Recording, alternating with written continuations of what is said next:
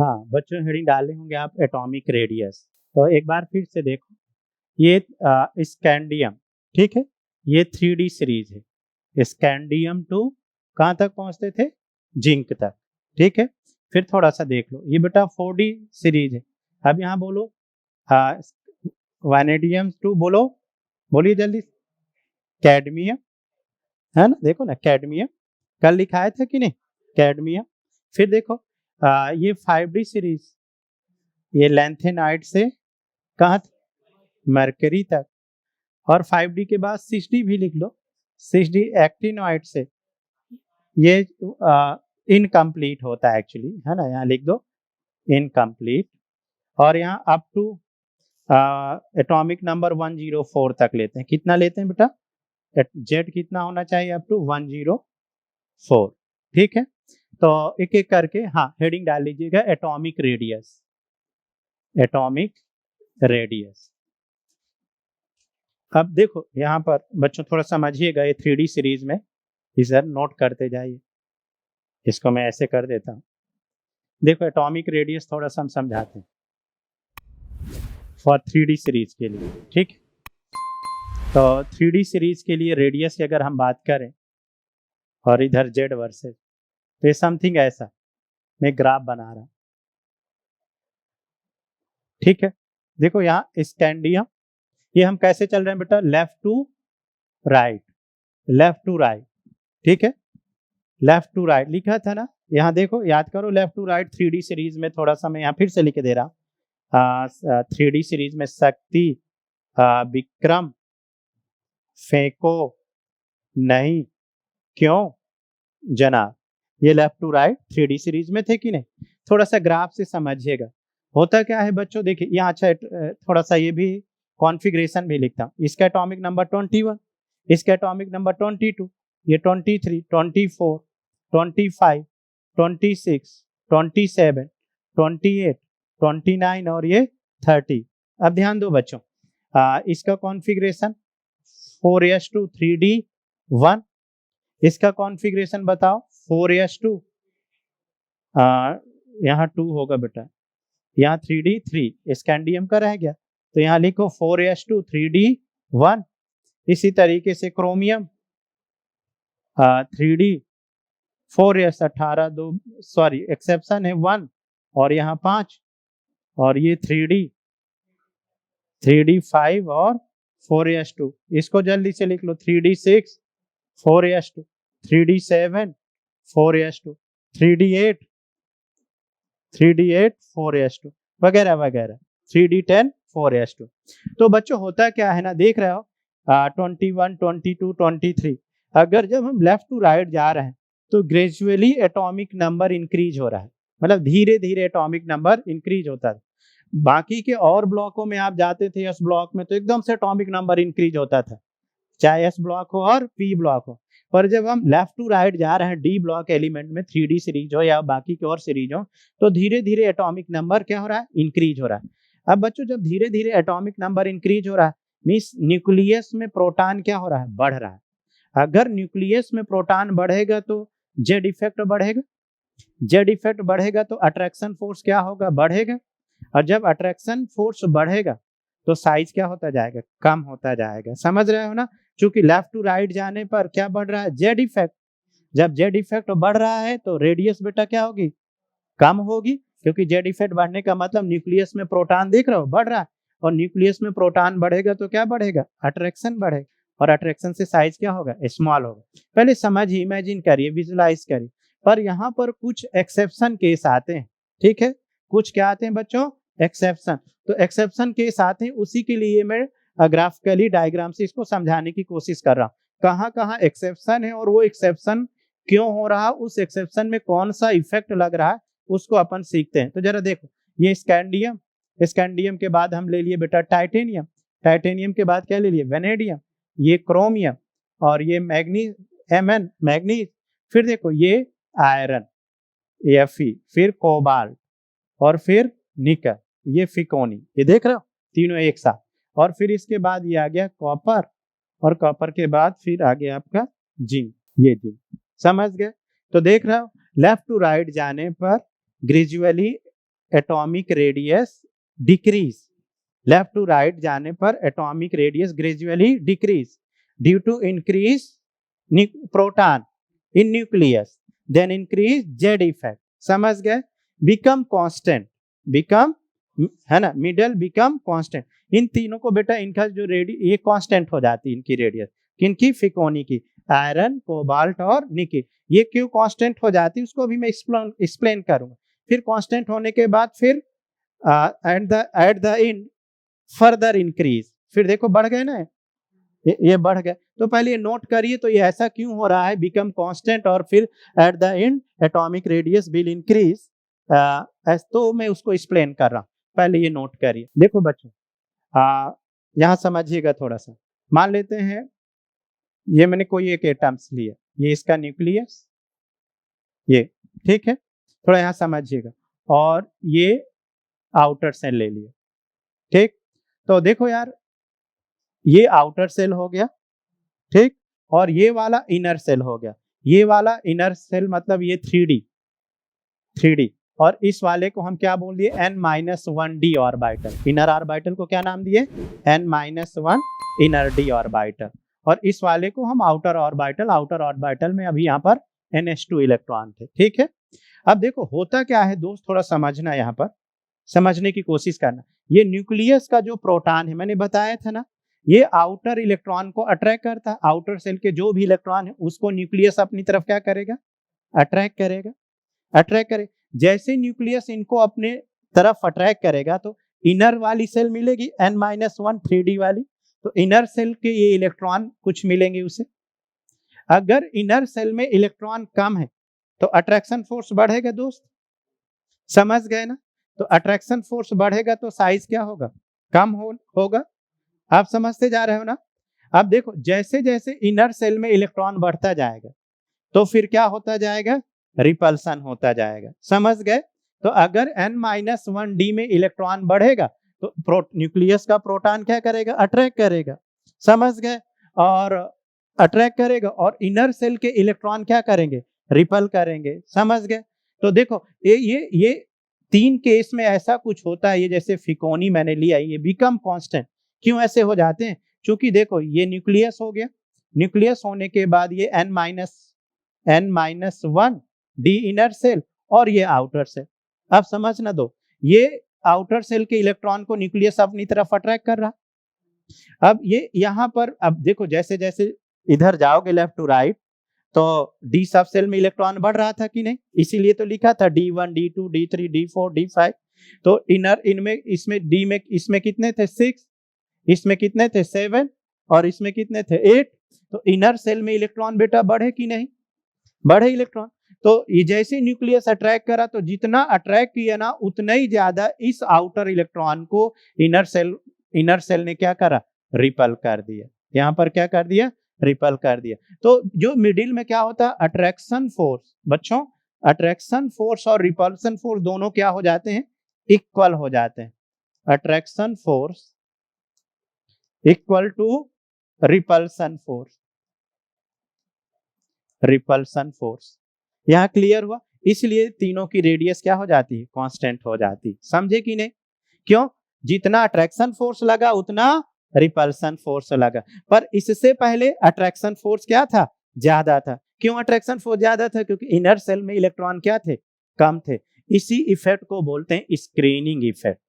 मतलब आप समझ रहे हो बच्चों, इसी इफेक्ट को हम लोग क्या बोलते हैं, स्क्रीनिंग इफेक्ट। तो ये जो रेडियस में एक्सेप्शन आ रहा हो किसके कारण आ रहा है, स्क्रीनिंग इफेक्ट के कारण। अब देखिए अगला केस, इसके बाद मैंने बोला at the last and radius फिर इंक्रीज हो गई थी। अभी देखो ये अपन ग्राफ बनाए थे, धीरे धीरे रेडियस डिक्रीज हो रही थी, फिर बिकम कांस्टेंट और फिर इंक्रीज। मतलब ये वाले तो कांस्टेंट हो गए, ये फिकोनी क्यों कांस्टेंट हो गए, अट्रैक्शन फोर्स और रिपल्सन फोर्स दोनों क्या हो गए, इक्वल हो गए, ठीक है, क्योंकि जितना अट्रैक्शन हो रहा था उतना ज्यादा रिपल्सन।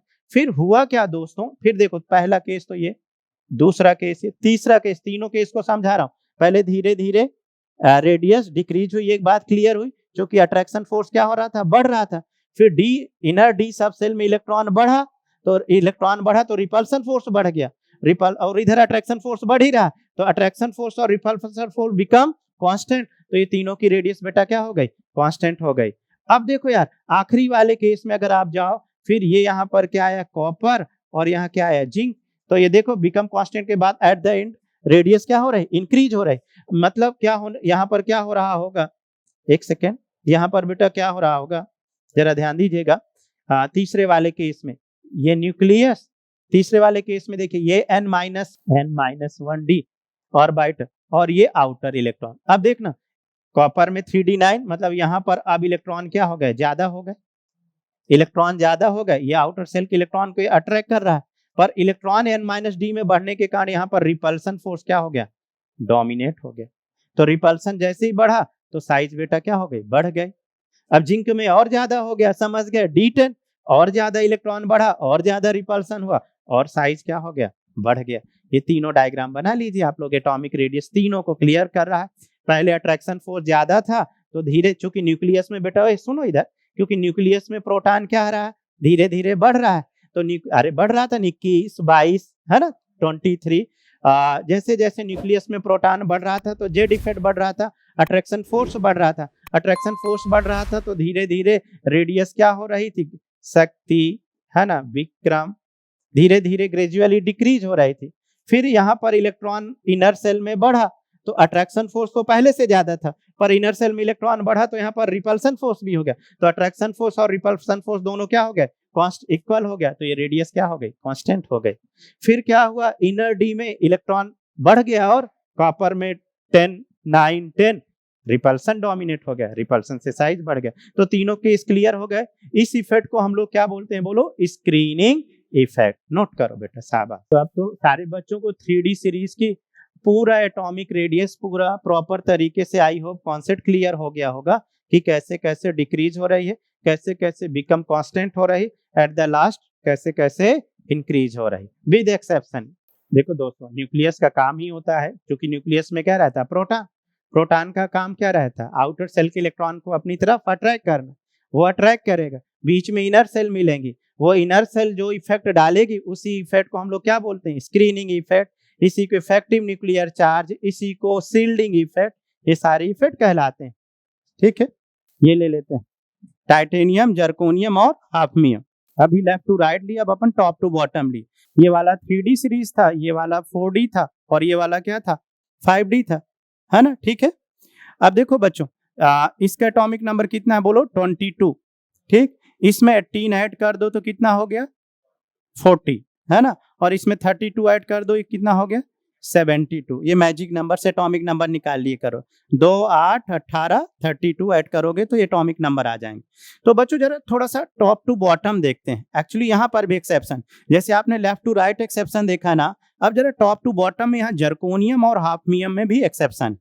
ठीक है, तो जब जर्कोनियम और हाफनियम का अगर आप कॉन्फ़िगरेशन देखोगे, तो इसका कॉन्फ़िगरेशन में, चलिए इसका कॉन्फ़िगरेशन आप करेंगे 40 का, कर सकते हैं, करिए।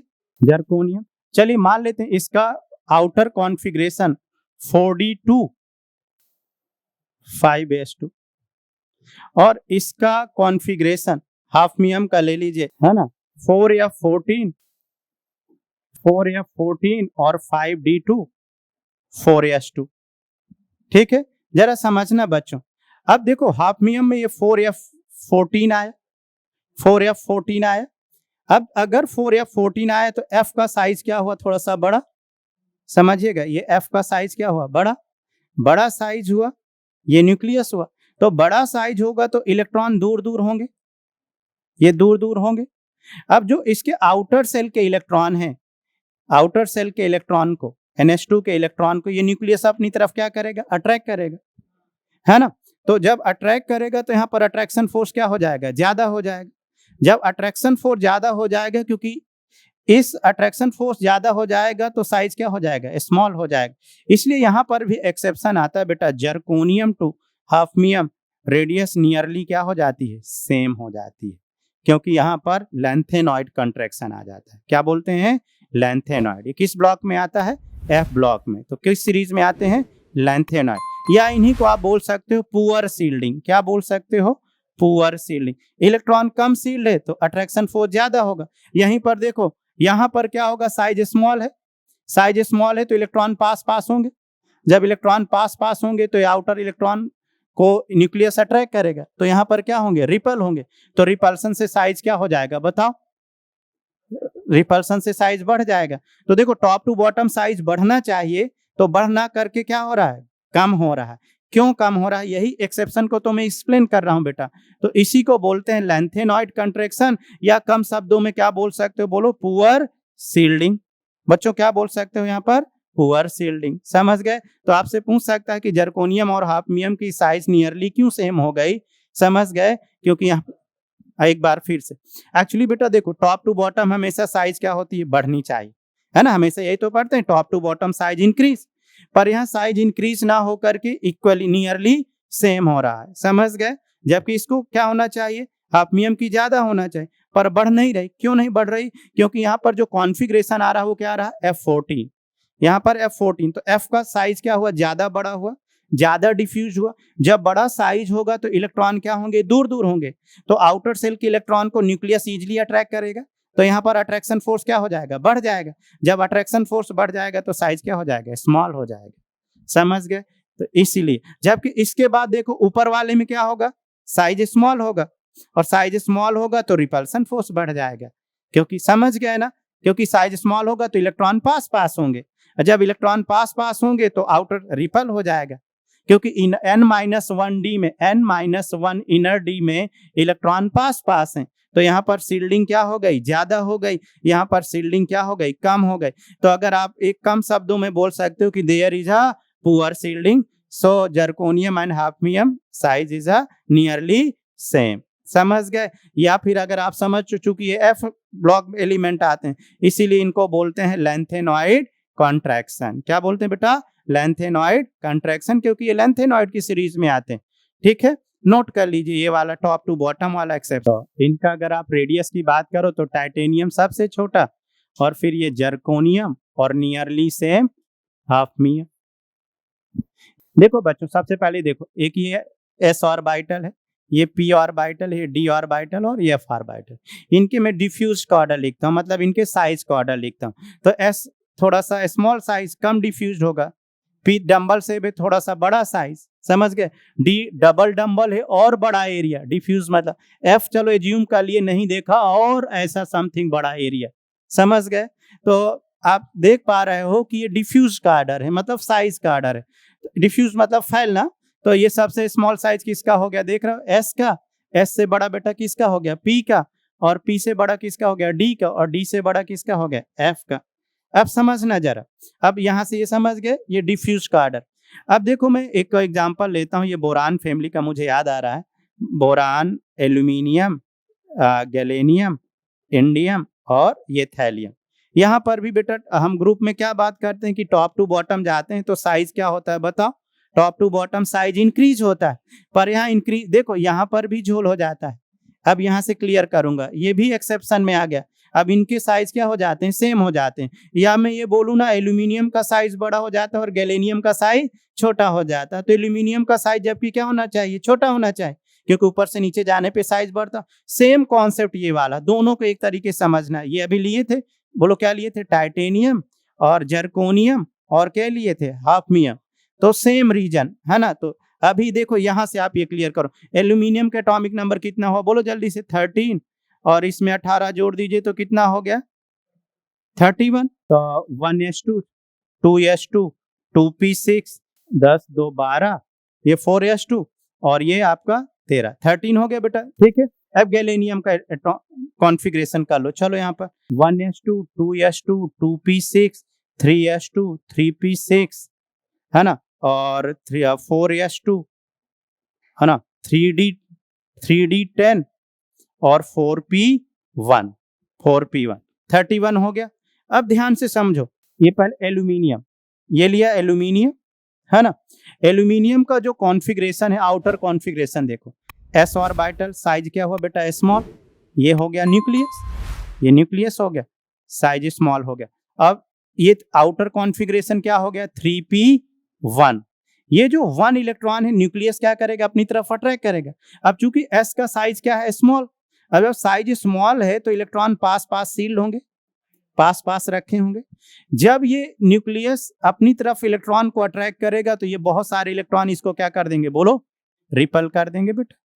बहुत सारे इलेक्ट्रॉन यहाँ पर क्या कर देंगे, रिपल कर देंगे। अब यहीं पर देखो, ये तो एल्यूमिनियम के लिए हुआ। अब यहीं पर देखो आपको क्लियर हो जाएगी, किसके लिए, गैलेनियम। गैलेनियम में आप देख रहे हो डी ऑर्बिटल। अब डी का साइज थोड़ा सा बड़ा, देखो एस से डी का साइज, तो ये मान लेते हैं ये डी ऑर्बिटल का साइज, ये एस का था तो ये डी का थोड़ा सा और बड़ा बना लेता हूँ ताकि आपको फील आए। ये एक तरीके की इमेजिनेशन, तो छोटा सा बच्चा बोला था ना इमेजिन करते हैं, तो देखो एक तरीके की इमेजिनेशन है, इसका कोई थ्योरी नहीं है, समझ गए। ये न्यूक्लियस बेटा। अब देखो डी में इलेक्ट्रॉन क्या होंगे, दूर दूर होंगे, ये दूर दूर होंगे। और यहाँ पर क्या है, 4p1, ये 4p1। अब ये 1 वाले आउटर इलेक्ट्रॉन को न्यूक्लियस अट्रैक्ट करेगा, तो यहाँ अट्रैक्शन फोर्स बढ़ जाएगा कि नहीं बेटा। अगर अट्रैक्शन फोर्स बढ़ जाएगा तो साइज क्या हो जाएगा, स्मॉल हो जाएगा। यही चीज तो मैं वहां पर भी बता रहा था, जर्कोनियम और हाफनियम, क्योंकि यहाँ पर NF14 कॉन्फ़िगरेशन आ रहा, तो F का साइज क्या था, बड़ा था, समझ गए। बड़ा साइज होगा तो इलेक्ट्रॉन क्या थे, दूर दूर सील्ड थे, तो आउटर इलेक्ट्रॉन इजिली, जो भी आउटर में इलेक्ट्रॉन थे उसको इजिली अट्रैक्ट कर लिया कि नहीं, समझ गए ना।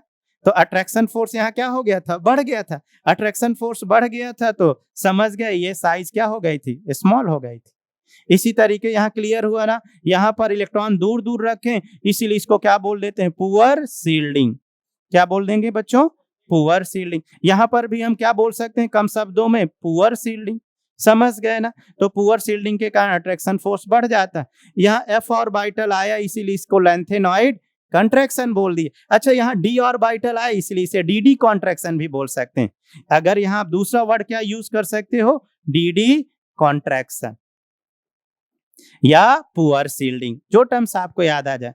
तो बच्चों यहाँ पर देखो, अब साइज किसका स्मॉल हो गया, देखो किसका साइज स्मॉल हो गया, बोलो, गैलेनियम का साइज स्मॉल हो गया और एल्यूमिनियम का साइज क्या हो गया, ज्यादा हो गया। क्यों हो गया, क्योंकि यहाँ डी ऑर्बिटल आ रहा है, तो डी ऑर्बिटल में पुअर सील्डिंग होने के कारण अट्रैक्शन फोर्स क्या हो गया, ज्यादा हो गया। जब अट्रैक्शन होगा तो श्रिंक नहीं हो जाएगी साइज क्या हो जाएगी, स्मॉल हो जाएगी, इसीलिए साइज क्या हो गई, स्मॉल हो गई। या इसी को ऐसे भी लिखा जा सकता है, एल्यूमिनियम नियरली सेम गैलेनियम, जैसे यहाँ पर हम लोग लिखा करते थे zirconium nearly same hafnium. I hope आप एकदम कॉन्सेप्ट क्लियर हो गया होगा।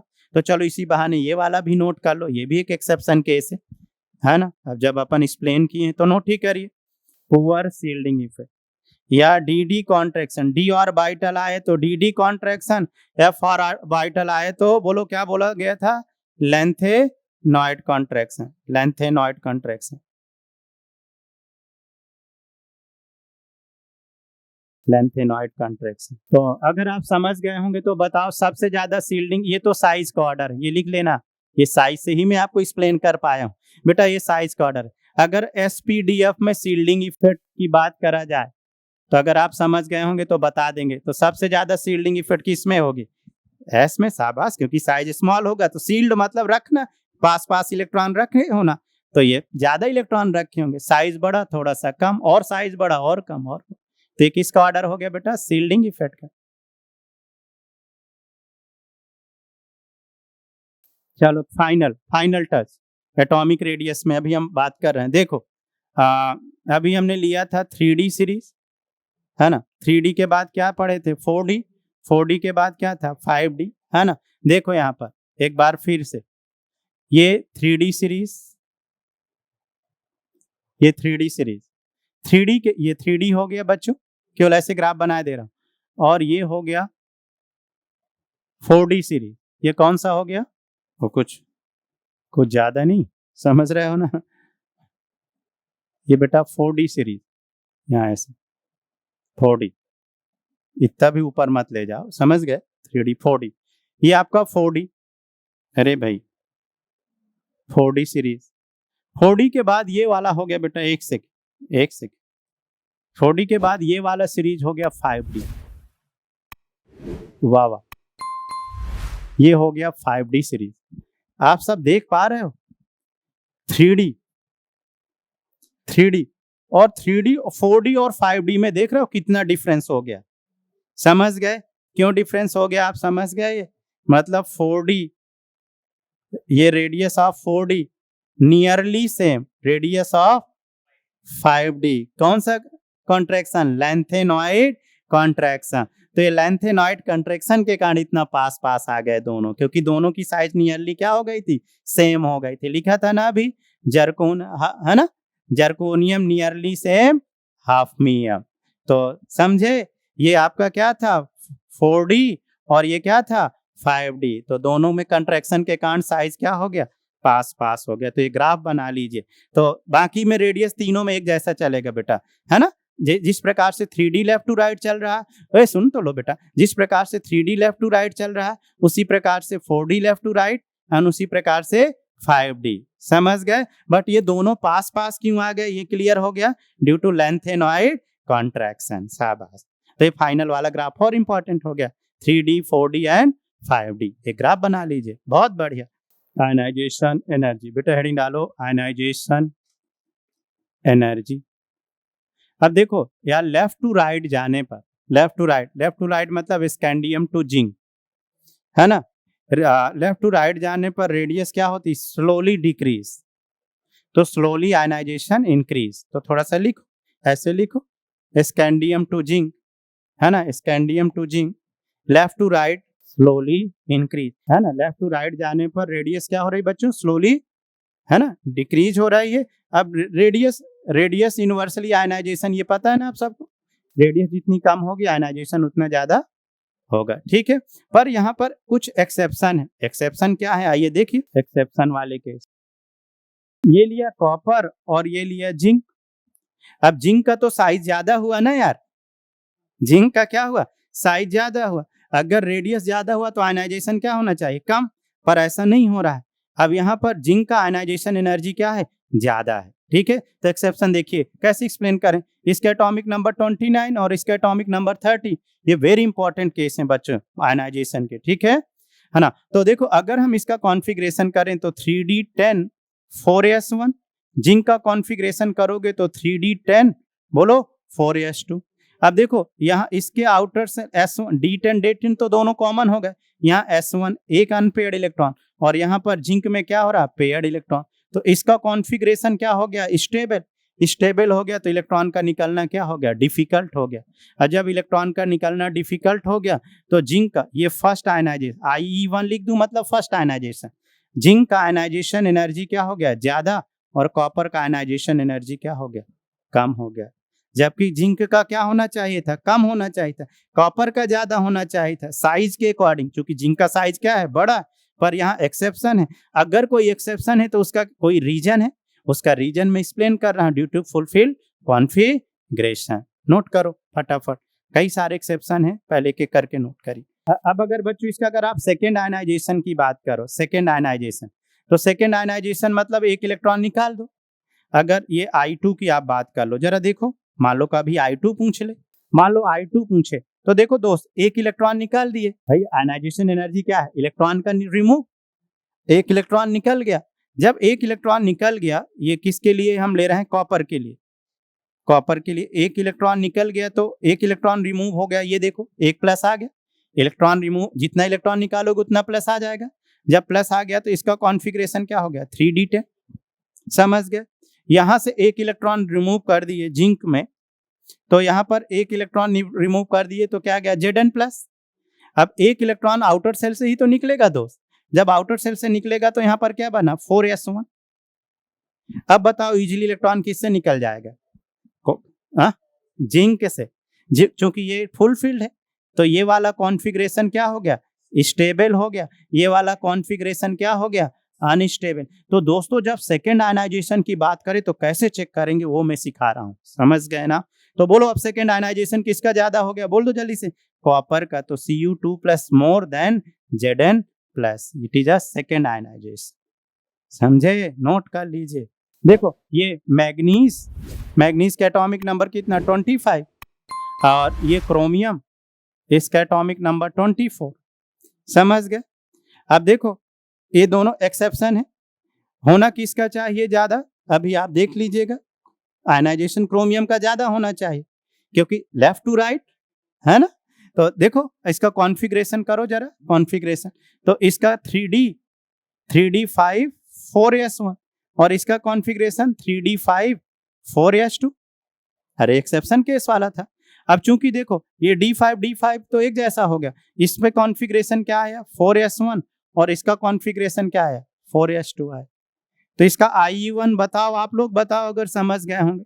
ये वाला कॉन्फ़िगरेशन क्या है बताओ जल्दी से, स्टेबल, और ये वाला कॉन्फ़िगरेशन बेटा क्या है, अनस्टेबल। ठीक है, तो किसका आयनाइजेशन ज्यादा हो गया जल्दी से बताओ, मैग्नीज का। अरे वाह, दिख रहा है ना, ऐसे चूंकि ये स्टेबल है तो इससे इलेक्ट्रॉन का निकलना बेटा क्या है, डिफिकल्ट, तो इसीलिए Mn का आयनाइजेशन एनर्जी क्या हो गया, ज्यादा, और क्रोमियम का आयनाइजेशन एनर्जी क्या हो गया, कम हो गया। ये तो मैं फर्स्ट बताया, आप चाहें तो सेकेंड आयनाइजेशन आप चेक कर सकते हो, सेकेंड आयनाइजेशन एनर्जी आप, तो यहाँ Mn का आयनाइजेशन ज्यादा और क्रोमियम का आयनाइजेशन कम, IE1। ठीक, अब आप सेकेंड चेक कर सकते हो क्या, अगर एक इलेक्ट्रॉन रिमूव कर दिए तो ये क्या होगा Cr प्लस, और यहां से एक इलेक्ट्रॉन रिमूव करे होंगे, बहुत डिफिकल्ट से हालांकि हुआ होगा, तो यहाँ क्या आएगा बोलो, Mn प्लस। अब एक इलेक्ट्रॉन रिमूव होने के बाद यहाँ कॉन्फ़िगरेशन क्या आ गया 3d5, यहाँ एक इलेक्ट्रॉन रिमूव करने के बाद क्या आ गया 4s1, आउटर वाला देखते हैं। अब देखो ये स्टेबल है और ये वाला कॉन्फ़िगरेशन क्या है, स्टेबल, ये 2 3 4 ये 5, और ये वाला कॉन्फ़िगरेशन क्या है, अनस्टेबल। तो दिख गया बेटा सेकेंड आयनाइजेशन किसका ज्यादा हो गया, बोल दो जल्दी से, क्रोमियम का। तो Cr प्लस का आयनाइजेशन ज्यादा Mn प्लस से, पर ये कौन सा हो गया, second ionization, 3d 4d 5d। अगर हम आयनाइजेशन की बात करें तो सबसे ज्यादा आयनाइजेशन किसका हो गया 5d, due to lanthanoid contraction, बेटा due to lanthanoid contraction. Contraction बढ़ेगा तो स्टेबिलिटी बढ़ेगी, अट्रैक्शन फोर्स बढ़ेगा, इलेक्ट्रॉन का निकलना क्या हो जाएगा, डिफिकल्ट हो जाए। 5d, फिर क्या हो गया, सॉरी यहाँ 4d था, 3d, और फिर इसके बाद 4d। नोट कर लीजिए, वेरी इंपॉर्टेंट। ये वाला हमने कहाँ से एक्सप्लेन किया, ड्यू टू, बोलो, लैंथेनॉइड कॉन्ट्रैक्शन। क्या बात है बच्चों, लैंथेनॉइड कॉन्ट्रैक्शन। सोना, चांदी, च्यवनप्राश, तो सोना किस में आ गया बोलो, 5d में आ गया, ये किस में आ गया 4d में, और ये किस में आ गया 3d में। जरा आयनाइजेशन का ऑर्डर लिख दो यार, समझ गए समझ गए। तो सबसे ज्यादा Au, फिर Cu, हाँ Ag, क्या बात, समझे। सो वेरी वेरी इंपॉर्टेंट, ये जेई एडवांस में पूछा गया था, जेई एडवांस का क्वेश्चन, आयनाइजेशन ऑर्डर का। तो जिनका इस लेवल में कॉन्सेप्ट क्लियर होगा, शील्डिंग इफेक्ट, लैंथेनॉइड कॉन्ट्रैक्शन, ये इस लेवल के क्वेश्चन नहीं बना लेंगे बच्चों। तो आखिरी वाला केस तो बहुत अच्छा था, अगर आप समझ गए। मीथ क्लियर हुआ कॉन्सेप्ट, हाँ ना, ये वाला केस कहाँ, सब ये 5d में, 4d में, और ये 3d में।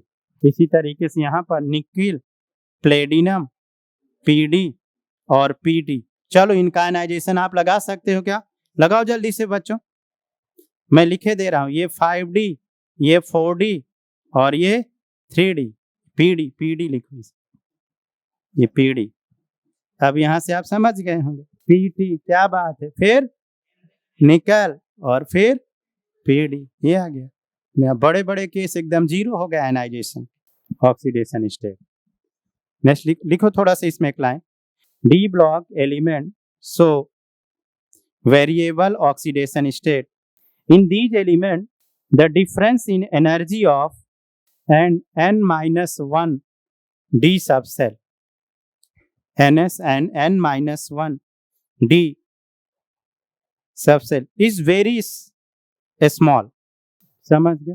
तो ऐसा क्यों हो रहा है, मतलब वेरिएबल ऑक्सीडेशन नंबर क्यों शो कर रहे हैं, क्योंकि ns और n-d के जो एनर्जी डिफरेंस है वो बहुत कम है, इसलिए वेरिएबल ऑक्सीडेशन नंबर शो करते हैं। और कैसे शो करते हैं, एग्जाम में देखो पूछ सकता है। ये जैसे स्कैंडियम है, इसका अगर हम कॉन्फ़िगरेशन किए बेटा तो ये 3d, और इसका एटॉमिक नंबर कितना था 121, तो ये 3d 4s2 और 3d1। समझ गए। अब देखो अगर इससे एक इलेक्ट्रॉन निकाले, सबसे पहले s से, क्योंकि जिसके एनर्जी कम है उसी से तो इलेक्ट्रॉन निकाल सकते हो, तो अगर इससे एक इलेक्ट्रॉन निकाले तो ये +1 ऑक्सीडेशन नंबर, कॉमा एक और निकाल दिए तो +2 ऑक्सीडेशन नंबर, डी से निकाल दिए तो ये +3 ऑक्सीडेशन नंबर। तो ये वेरिएबल ऑक्सीडेशन नंबर शो किए कि नहीं, समझ गए। इसी तरीके से कुछ एग्जांपल देख, टाइटेनियम 22, वेनेडियम 23, कुछ तो बना लो।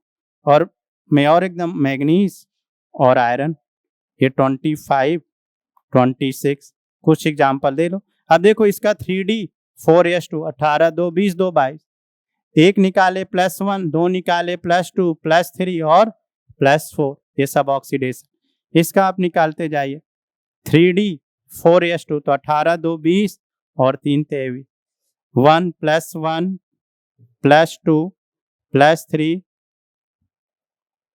और +4 +5,